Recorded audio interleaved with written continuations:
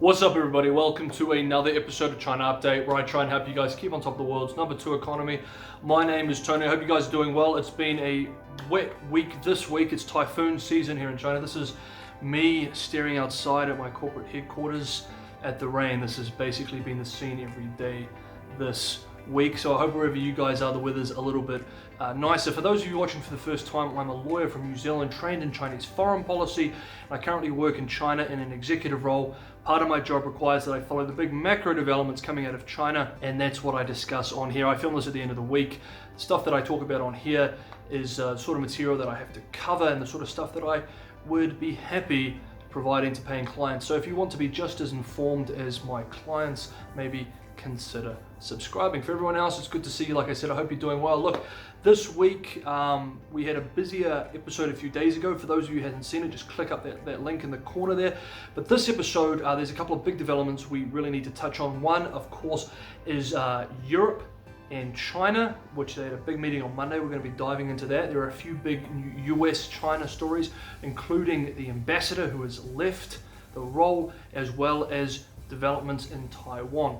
There's been a major policy announcement in China this week. We're going to talk about how the government is pushing United Front efforts domestically more, and at the end we're going to be discussing China's troubled race relations record and the current state of affairs in terms of race relations in China.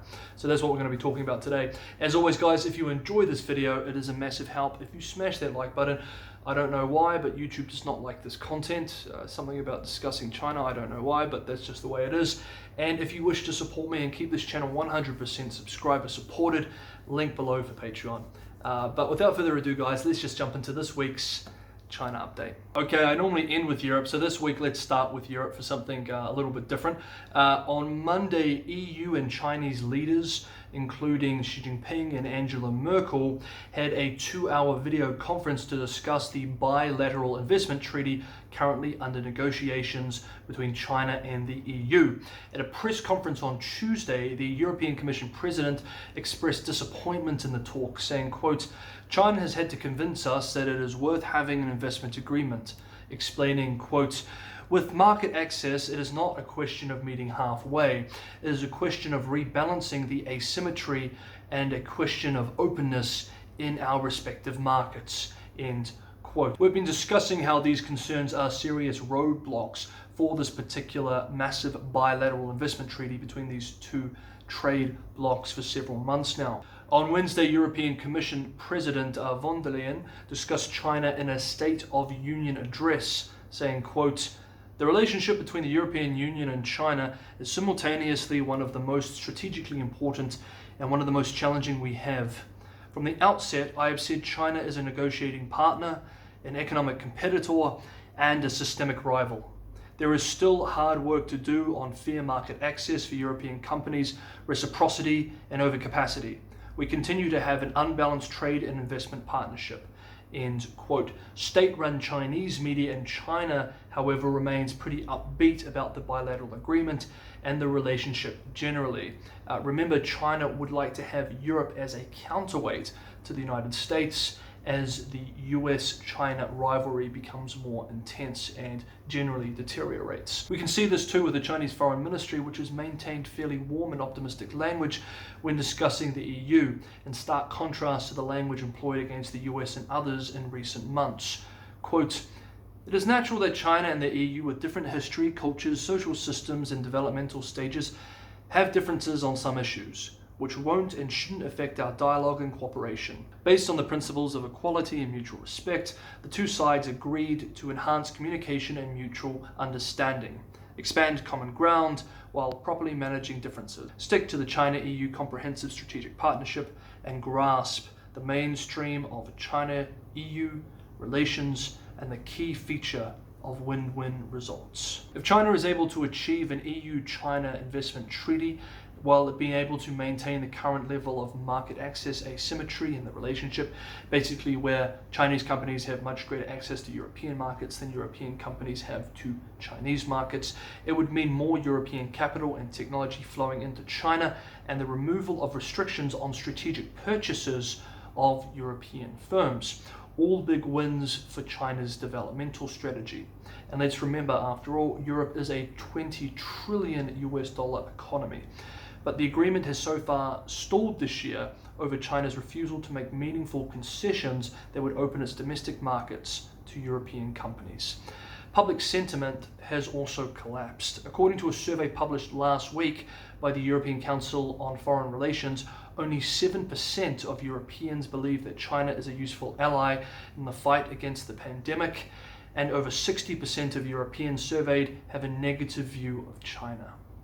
On Tuesday, one day before the National Private Economic United Front Work Conference, the General Office of the CCP Central Committee published a major opinion this week called, quote, Opinion on Strengthening the United Front Work of the Private Economy in the New Era, end quote. The opinion called for improving the party's control over private enterprise and entrepreneurs through United Front Work as to, quote, better focus the wisdom and strength of private business people on the goal and mission to realize the great rejuvenation of the Chinese race, end quote. The United Front Work Department is a department that reports directly to the CCP Central Committee, which gathers intelligence on, manages relationships with, and attempts to influence elite individuals and organizations inside and outside of mainland China. It is important that we look at some of the language which has been used in this report or in this opinion this week. Quote, it should also be noted that as socialism with Chinese characteristics has entered the new era, the private economy continues to expand. The risks and challenges increased significantly, the values and interests of the private economy increasingly diverse.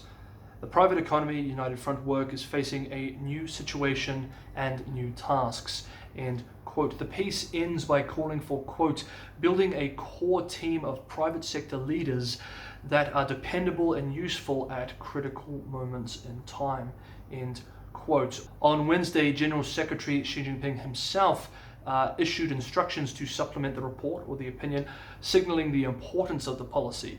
He noted, quote, the non-public sector of the economy is an important part of the socialist market economy, end quote. Interesting how he refers to the private sector as the non-public sector.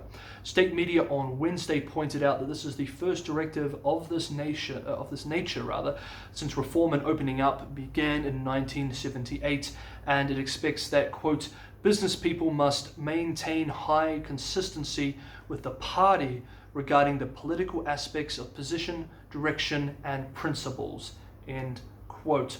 While this is just another reminder of how the private sector is viewed and treated in China under the Xi Jinping administration, we must also keep major policy directions like this in mind, along with other policies and laws like the National Intelligence Law and the like, when we follow and examine the actions of People's Republic of China firms operating internationally, especially when their spokespeople tell international audiences that they operate independently of the Chinese government. It was announced earlier this week that the US ambassador to China, Terry Branstad, will leave his post in early October. Some of you may remember last week we covered the fallout after state media in China refused to publish the ambassador's op-ed in which he wished to speak directly to the Chinese people.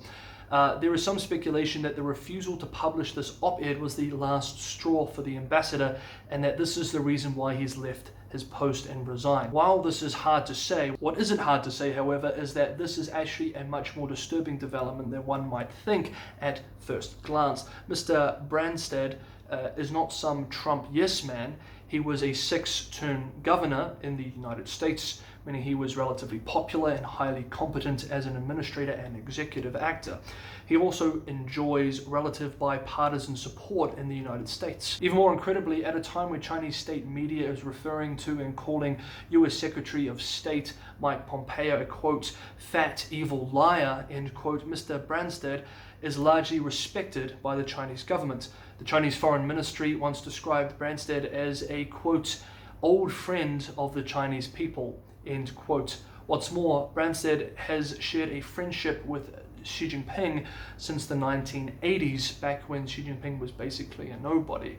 What this all means basically is that now, at a time where the China-US relationship is essentially in freefall, Mr. Branstad is literally one of the best people to be in the role of US ambassador to try and stabilize things within the relationship. And he quit this week. The US Under Secretary of State for Economic Growth, Energy and Environment is currently in Taiwan for an economic and commercial dialogue with Taiwan's government this Saturday, to be held on Saturday. The second US senior government official to visit Taiwan in recent months. Taiwan media has hailed this as the highest level state visit from the US since the relations formally ended several decades ago. It has also been reported that the United States plans to sell as many as 7 major weapons systems, including mines, cruise missiles, and drones to Taiwan. Historically, the US has been very hesitant to sell advanced weapons to Taiwan in order to maintain a productive relationship with Beijing. This is obviously less of a concern now. A few weeks ago, we discussed this posture and policy change towards Taiwan from the US side. We did a big deep dive. Check out 2 weeks ago if you want to see more discussion on that. The Taiwanese Defense Ministry claims in response to all of this, Beijing sent 2 anti-submarine aircraft to fly over Taiwan's coast, or near Taiwan's coast rather. On this topic too, and this may be worth discussing in a further episode, I find this particularly interesting, the new Japanese cabinet, because of course we have the new Japanese Prime Minister, his new cabinet will include Nobuo Kishi as Japan's new Minister of Defense. What is interesting is Kishi has a long, close relationship with the ruling Liberal Democratic Party in Taiwan.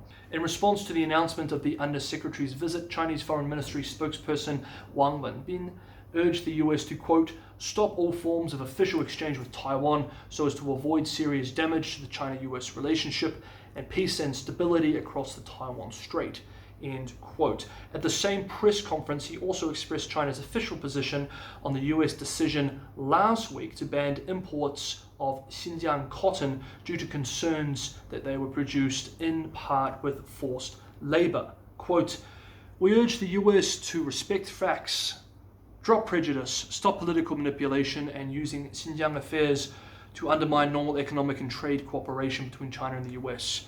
China will continue to take all necessary measures to protect Chinese companies' legal rights and interests, end quote. On Tuesday, a panel of 3 WTO trade experts said that the US broke global regulations when it imposed tariffs on Chinese goods in 2018. Washington will likely appeal the decision from the relatively toothless organization. In response to the report, US Trade Representative Leitzinger said in a statement, quote, although the panel did not dispute the extensive evidence submitted by the United States of intellectual property theft by China, its decision shows that the WTO provides no remedy for such misconduct. The United States must be allowed to defend itself against unfair trade practices, end quote. Last week, you may remember me discussing Chinese Foreign Minister Wang Yi, his speech at the ASEAN, Association of Southeast Asian Nations, ASEAN-China Foreign Ministers meeting, a speech in which he condemned the US for, quote, militarization of the South China Sea.